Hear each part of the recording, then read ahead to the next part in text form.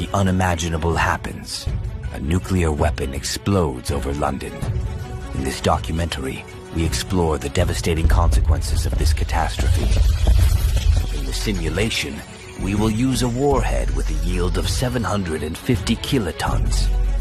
That's a pretty powerful charge. Some US and Russian ballistic missiles are capable of carrying up to 10 charges in a single missile.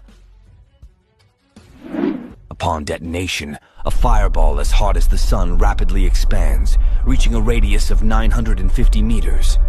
Anything trapped inside this fireball is instantly vaporized. In our simulation, the epicenter of the explosion is at Westminster. People within that radius won't even feel anything because the nerve impulse transmission speed is slower. Within 5 kilometers of the epicenter, the blast radius.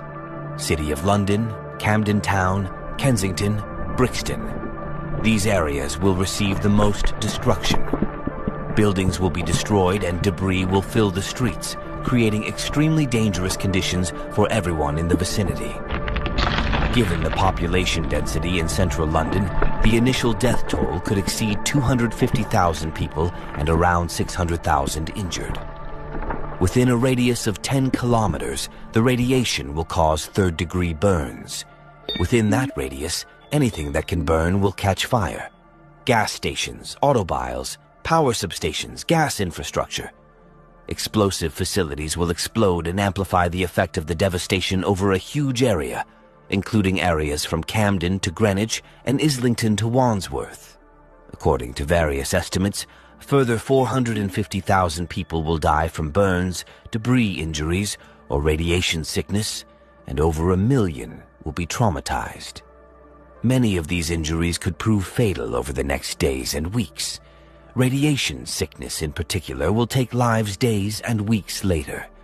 In time, about 100,000 more will be added to the death toll. Within an 18-kilometer radius of the blast, the shock wave will be enough to shatter windows, causing additional casualties to people who come to the windows when they see the nuclear blast.